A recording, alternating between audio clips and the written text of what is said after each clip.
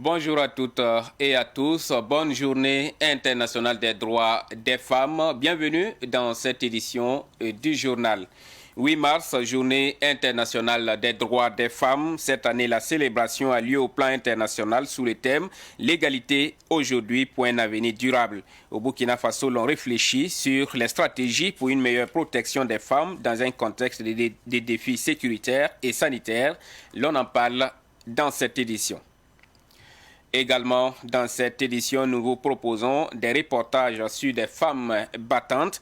Elles exercent des métiers banalisés et pourtant, elles étirent leur pitance quotidienne.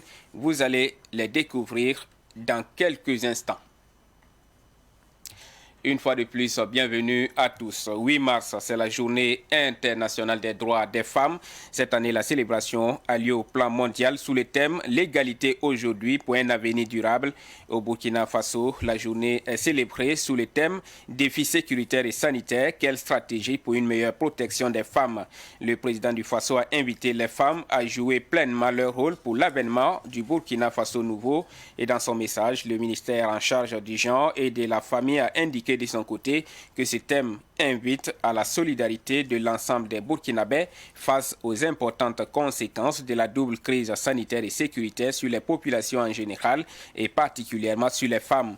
Rappelons qu'au Burkina Faso, cette célébration a lieu au moment où le ministère du genre et de la famille, autrefois rattaché au ministère en charge de la solidarité nationale, devient un ministère à part entière avec le nouveau gouvernement de la transition.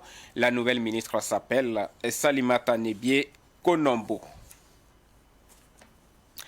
Et la nouvelle ministre du genre et de la famille, Salimata Nebie Konombo, devra poursuivre la mise en œuvre de la politique nationale genre, sans oublier que les défis de son ministère se complexifient au gré de la conjoncture. Quelques défis de la nouvelle ministre du genre avec Siblina Kelsey. Tantôt rattaché, tantôt détaché du ministère de la Solidarité nationale ou de l'action humanitaire, les défis du ministère en charge du genre et de la famille demeurent. D'abord, contribuer au développement harmonieux, équilibré et intégral de tous les Burkinabés en aidant à éliminer les inégalités et disparités entre les hommes et les femmes dans tous les domaines, comme le dit bien l'ancienne ministre de la promotion de la femme, Céline Yoda Konkobo, dans la préface du document de la politique nationale genre de Burkina Faso. Ironie de sort, la toute nouvelle ministre du genre et de la famille, Salimata Nebie Konombo, participe à son premier conseil des ministres à la veille de la célébration de la journée internationale des droits des femmes avec pour thème défis sécuritaires et sanitaires, quelle stratégie pour une meilleure protection des femmes. Certes, la nouvelle ministre n'aura pas eu le temps d'aborder sa touche dans l'organisation de cette journée, mais ce thème indique clairement que le contexte sécuritaire et sanitaire qui a conduit de nombreuses familles dans la précarité émancipie les défis de cet ancien nouveau ministère. La protection des femmes, un défi majeur pour Salimata Nebie Konombo, mais certainement pas le seul. La nouvelle ministre du genre et de la famille devra poursuivre la mise en œuvre de la politique nationale genre adoptée en 2009.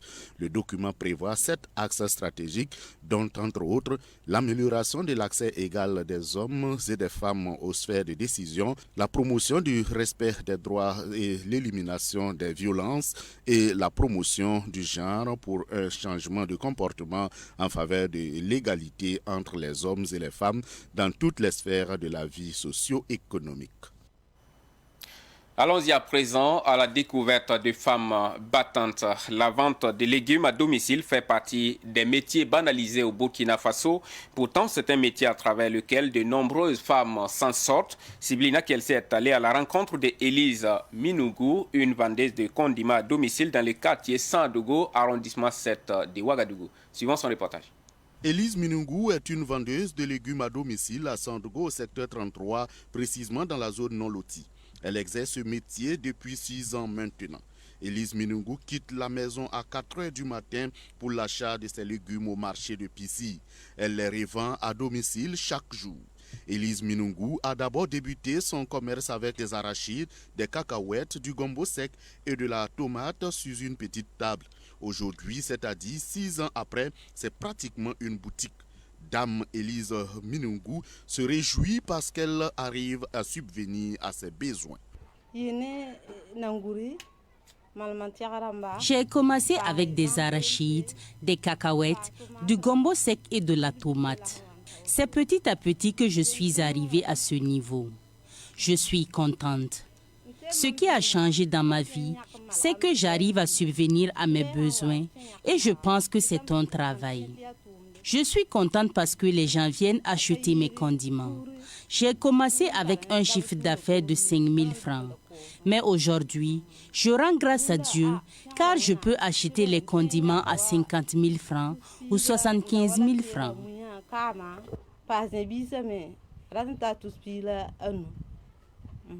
Au cours des 6 années de vente des condiments, Élise Minungu a pu acheter un vélo, contribuer à la rénovation de sa cour et à la scolarisation de ses enfants.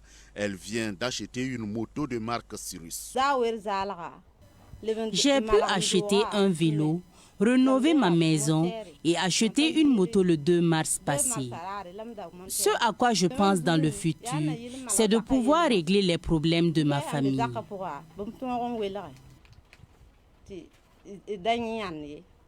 Son ambition, c'est de contribuer désormais aux besoins familiaux. Son souhait en cette journée de la femme, c'est la paix, la sécurité au Burkina Faso. Nous demandons que la paix revienne au Burkina Faso afin que les prix des produits diminuent pour que nous puissions acheter et revendre avec nos clients moins chers. Aujourd'hui, nous devrons être contentes avec nos époux et leur donner l'argent des condiments pour qu'ils puissent préparer. C'est ça l'amour.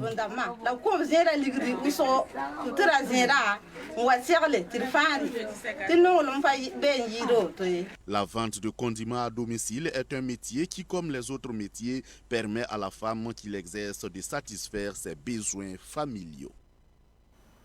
Zoom également sur une autre femme battante. Aïssata Bari est vendeuse ambulante. Avec sa charrette, cette mère de 3 enfants sillonne les quartiers de Ouagadougou pour écouler ses marchandises. Son entourage croit difficilement en ce qu'elle fait et pourtant, elle tire sa pitance quotidienne de cette activité. Suivons cette fois le reportage de Pakisba Mariam Ouedraogo. Femme battante. Chez Aïssata Bari, ce n'est pas un slogan, encore moins un fait de mode. D'ailleurs, elle ne s'en occupe pas. Ce sont ceux qui la connaissent qui la considèrent ainsi.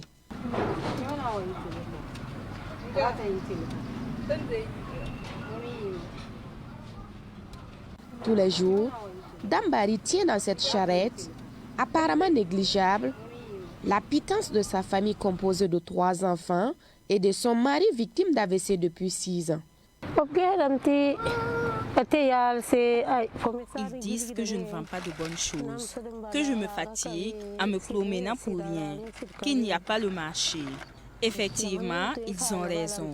Il n'y a vraiment pas de marché. Mais dans ça, j'arrive à joindre les deux bouts, même si on ne m'aide pas. Mais si j'obtiens un coup de main, je ne dirai pas non. Dès que j'ai la santé, chaque jour, je sors à la recherche de la pitance quotidienne de ma famille. Si je ne sors pas, ma famille n'aura pas à manger. Je suis obligée de sortir. Comme de nombreuses autres femmes, cette femme battante mène une activité génératrice de revenus négligés, voire banalisée. Et pourtant, c'est avec ce micro-commerce que Aïssata Bari assure la scolarité de ses 3 enfants. 3 enfants de 15 ans, 12 ans et 6 ans. L'aîné passe le BPC cette année, le second passe le CEP et le dernier fait la classe de CE2. C'est avec mon commerce que je fais tout. Je rends grâce à Dieu pour mon commerce. Certes, il n'y a pas de marché, mais c'est avec ça que je paye la scolarité de mes enfants, leur nourriture et les soins de mon mari. Nous avons la santé, donc je rends grâce à Dieu du fait de pouvoir sortir chaque matin afin de subvenir aux besoins de ma famille.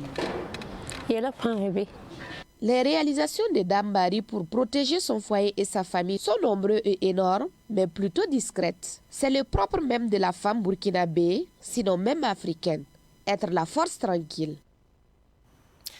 Et c'est aussi en prélude à la célébration de la Journée internationale des droits des femmes que Benjamin Ninkema, un ex-conseiller municipal de Tigandalgué dans la commune de Komsilga, a organisé au profit des femmes de son village une formation en développement personnel. La formation a également bénéficié à des femmes déplacées internes. Les bénéficiaires de cette formation ont aussi été sensibilisés sur la planification familiale. C'était le week-end écoulé en présence de Siblina Kelsey. Benjamin Ninkema, ex-conseiller municipal de la commune de Komsilga, apporte sa contribution dans la formation des femmes. Des femmes de son village Tigandalgué ainsi que des femmes déplacées internes ont été formées sur le développement personnel. L'initiateur de la formation, Benjamin Ninkema, revient sur son action. Juste un geste que nous avons eu l'idée de faire pour pouvoir les former, les outiller dans le sens surtout du développement. Il y a des thèmes visant le développement personnel et le partage de vision. Il y a des thèmes aussi relatifs à leur santé, à savoir une sensibilisation sur la planification familiale, le cancer de l'utérus, du col de l'utérus et puis le cancer du sein. Voilà. Donc, nous sommes dit que si une personne est en tout cas en bonne santé, elle pourra avoir en tout cas le sens aussi de bien promouvoir son développement endogène. Voilà, raison pour laquelle nous avons eu à initier cette formation au profit des femmes. C'est André Ouedraogo, formateur en développement personnel et en mobilisation des communautés pour le développement endogène, qui a assuré la formation. Pour lui, la vie est basée sur une vision. C'est pourquoi il a donné aux femmes de Tigandalgué des capacités afin qu'elles puissent aider leur famille. Pour se développer, je pense que nous devons partir de la famille. La famille est la cellule de base pour le développement de la nation et nous allons travailler avec les femmes pour qu'elles puissent développer des initiatives au niveau familial pour impacter leurs maris, impacter leurs enfants et préparer aussi l'avenir des enfants avec sérénité. Permettre à ces enfants aussi de comprendre ce qu'elles vont comprendre aujourd'hui et savoir que la vie c'est une contribution et la contribution part de la famille, la base du développement de toute une nation.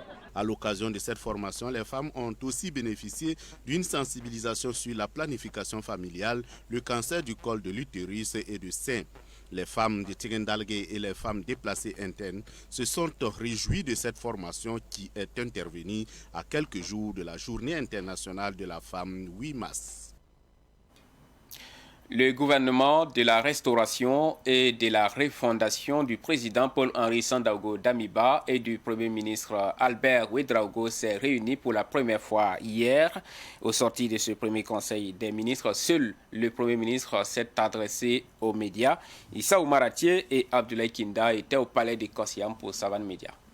Ils sont 25 personnalités à qui le chef de l'État et le Premier ministre ont fait appel pour former le gouvernement de la transition. Les 23 ministres et 2 ministres délégués, comme à chaque formation d'un nouveau gouvernement, se sont présentés à la salle polyvalente du palais de Kossiam pour leur tout premier conseil des ministres consacré à la prise de contact. Conseil des ministres marqué par quelques temps forts, dont la présentation de chaque ministre. Des nouvelles figures qui défraient la chronique à l'image de l'ancien secrétaire général de la CGTB, Bassol Mabazié, qui pilote désormais le département de la fonction publique, attire les journalistes. Sauf que ce premier conseil des ministres de Paul-Henri Sandaogo Damiba, censé libérer la parole, se transforme en tribune du silence. Tous les ministres, à la sortie de cette rencontre de prise de contact, se sont gardés de tout commentaire, en témoigne cette scène. Mais vous êtes content, je pense. Voilà, monsieur le ministre.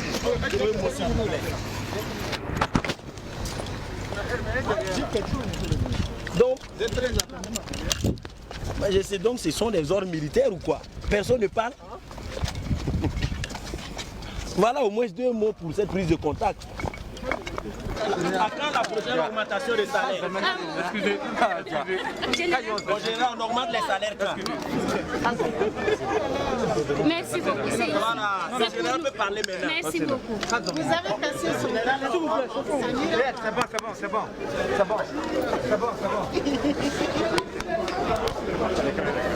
La présentation étant faite, les ministres ont désormais à l'esprit qui sont attendus au pied du mur. Le gouvernement attendu donc au pied du mur et il faut le dire, les défis sont nombreux. Les producteurs de fruits et légumes et les jeunes professionnels agricoles disent attendre beaucoup du gouvernement de transition. eux qui sont confrontés surtout à la mévente de leur production et à la cherté des intrants agricoles. Siblina Kelsey a rencontré quelques producteurs en visite hier à la grande foire de Savane Média. Suivant. L'Union nationale des producteurs de fruits et légumes du Burkina invite le gouvernement de la transition à se pencher sur les problèmes de ses membres. Il s'agit de la question de la mévente de leur production, fruits et légumes, et de la cherté des prix des intrants, engrais surtout.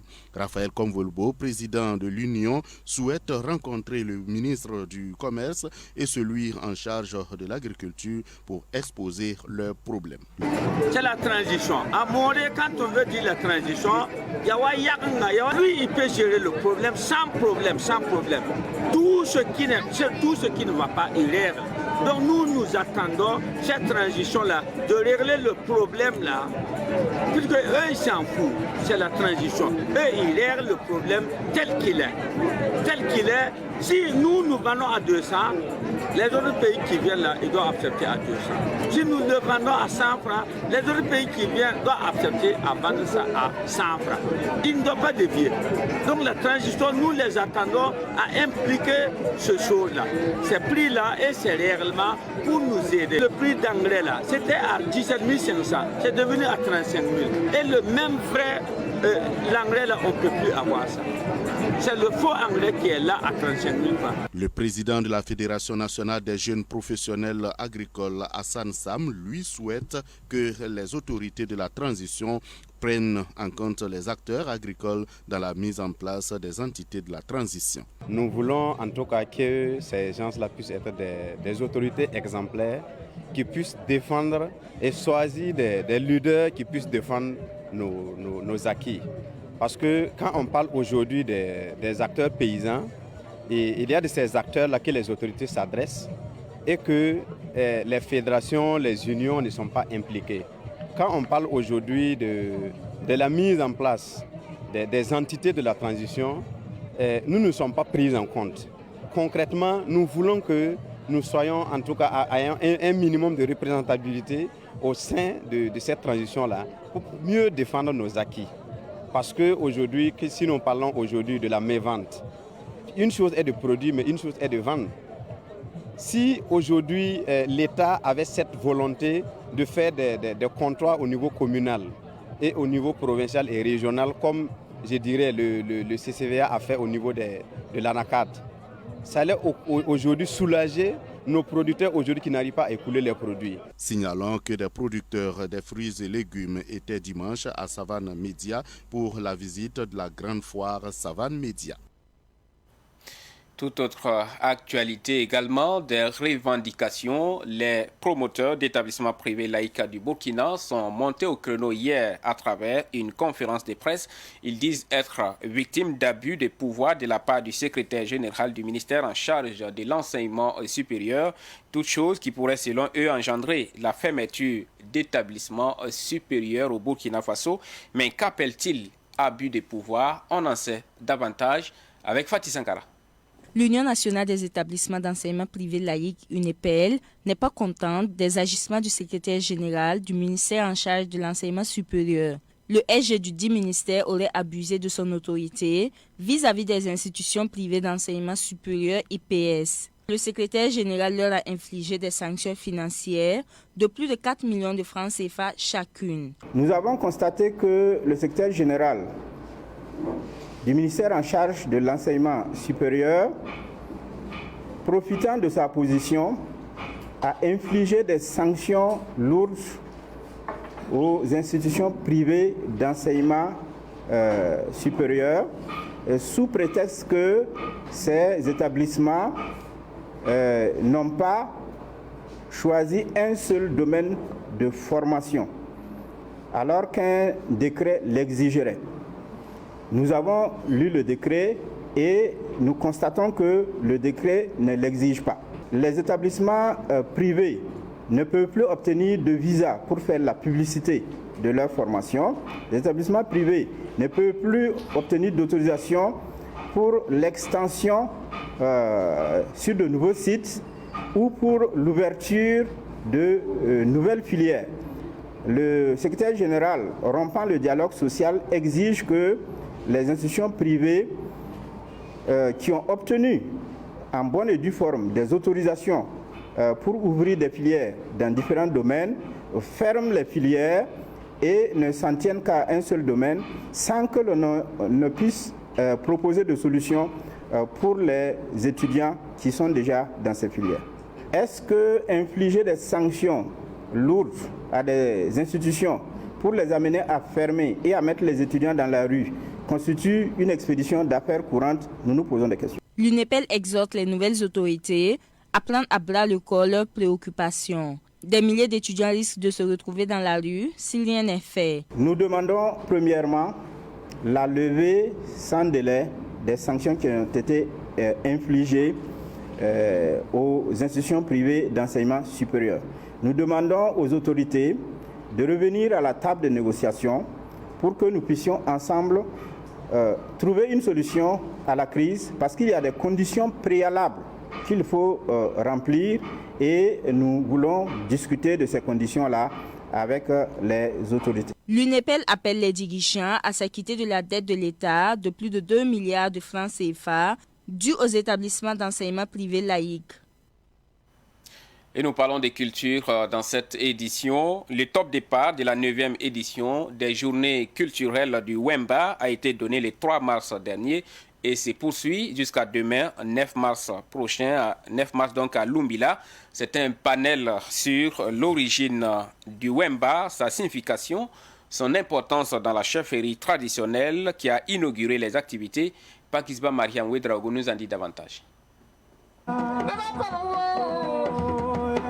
De la musique traditionnelle, des contes, de la parenté à plaisanterie et un panel sur l'importance du Wemba dans la tradition Mwaga. C'est le menu du festival culturel autour de la cohésion sociale et de la médiation marquant les journées culturelles du Wemba. Aujourd'hui, nous sentons le besoin que tout le monde s'engage pour qu'il y ait la paix au Burkina Faso. C'est pour cela que nous avons choisi le thème en lançant un appel à tous les médiateurs traditionnels pour que chacun puisse s'engager, pour que nous puissions avoir la paix, une paix durable au Burkina. La princesse Juliette Congo et Naba Kobga de Wemtenga de Kaya ont insisté sur l'importance historique du Wemba dans la tradition. Le Wemba tient sa source de Naba Oubri, qui avait désigné sa fille cadette pour jouer le rôle de Wemba. Il s'est rendu compte qu'il y avait, il y avait du monde, le royaume s'élargissait avec de plus en plus une population très dense, mais maintenant il s'est dit que si il n'y avait pas un médiateur un jour, la cohésion sociale allait prendre un coup. Voilà comment l'idée est venue de Naba Oubri de prendre sa fille, l'introniser comme chef. Si ça n'existait pas là, il fallait inventer. Parce qu'aujourd'hui, tout ce qui est lié aux activités culturelles par rapport à l'association Wemdogo, elle nous a beaucoup édifié, elle a édifié la jeunesse burkinabé et surtout ceux du royaume de l'Oubri-Tenga. La 9e édition des journées culturelles du Wemba se tient sous le thème « Acteur de la médiation traditionnelle, engage-toi pour une société de paix et de développement durable ». Et nous terminons par ce public reportage. L'entreprise Kaba Kaba, spécialisée dans la vente de motos à grosse cylindrée, a ouvert 2 nouvelles agences. L'une est située à Ouagadougou et l'autre dans la commune de Saba. Suivons tout cela avec Ruben Wilson Kojo. Les premiers responsables de Kaba Kaba veulent être plus proches des populations, d'où l'ouverture des agences de Tampu et de Saba. La marque Bajaj propose de grosses motos à grande vitesse et à consommation réduite de carburant. Au Burkina Faso, on retrouve 3 marques indiennes et nous sommes bien placés parmi ces marques indiennes. Et maintenant, nous avons des modèles à l'intérieur de cette marque, la marque Bajaj, et beaucoup de gens appellent notre marque à travers donc, ces modèles. Donc, les gens connaissent beaucoup plus Boxer. Vous avez la Boxer 100, la Boxer 150. la Boxer 125. Et nous avons des variantes qui sont au-delà de 125 cm3, 150 cm3, qui sont les Pulsar 150 et Pulsar 180. Nous avons jusqu'à 220 cm3. La consommation elle est moyenne, elle n'est pas du tout élevée. Vous avez 1 litre autour de 59 km. Donc vous voyez, pour 2 litres, vous rentrez vous prendre une distance de Koudou, avec 2 litres, vous rentrez à Koudou. Et la plupart de nos motos sont à 5 vitesses avec embrayage. C'est des motos de terrain, c'est des motos qui peuvent faire de longs voyages, c'est des motos vraiment existantes. La société Kaba Kaba ne compte pas faire les choses à moitié. Elle met à la disposition des clients un garage d'entretien de leurs motos. Ici, nous avons ouvert là 2-3 boutiques, notre boutique, tout là à Ouagadougou, un Tampi en Saba, l'autre on pense à la Sankarière. Notre grande boutique est la Bungé. Toutes les pièces sont disponibles ici. Ouma Iboudo, responsable d'une agence de sécurité privée, a fait un tour avec la Boxer 150. Elle est vraiment parfaite. Je vois que c'est un nouveau modèle, effectivement, le modèle Apache, plus ça, elle est vraiment parfaite. J'ai fait le tour avec, franchement, elle est impeccable, elle est très robuste. Et les amortisseurs de cette véhicule, c'est du vrai. Dans la commune rurale de Saba, l'arrivée de Kaba Kaba peut permettre aux jeunes de se lancer dans le projet de taxi-moto pour le bien des populations. Ça va beaucoup aider parce que, bon, déjà le DG dans son exposé nous faisait comprendre que c'est une opportunité pour nous de faire un lancement d'un type de transport, le type de taxi-moto. Déjà, nous avons vu des mototaxis à Koudou, à Fada et dans les autres pays côtiers. Mais à Saba, on ne l'avait pas encore vu. Et je pense que ça, c'est une innovation que nous accueillons et nous invitons les jeunes à se lancer dans cette entreprise. Au niveau des forces de l'ordre et de sécurité, on invite les populations à se protéger, surtout en portant des casques. C'est bien vrai de vendre des motos, mais aussi des conseils que nous pouvons donner. Nous vous exhortons de vendre en même temps des motos, mais également des casques. Voilà. Et encourager les clients à acheter également des casques. Il y a la question de santé et de vie même qui est là. Et en plus des casques, c'est inviter également les usagers à se mettre en règle vis-à-vis de la loi. Le responsable national de Kaba Kaba rassure les populations sur la question. Que les clients soient rassurés. Nous avons ouvert cette maison avec toutes les commodités. C'est-à-dire le client en achetant sa moto sera en règle vis-à-vis donc de la loi. C'est-à-dire son port de casque, etc., sa carte grise, tout. Et aussi la disponibilité d'un service après-vente de qualité. Rendez-vous donc dans les boutiques de Kaba Kaba pour le choix de vos motos.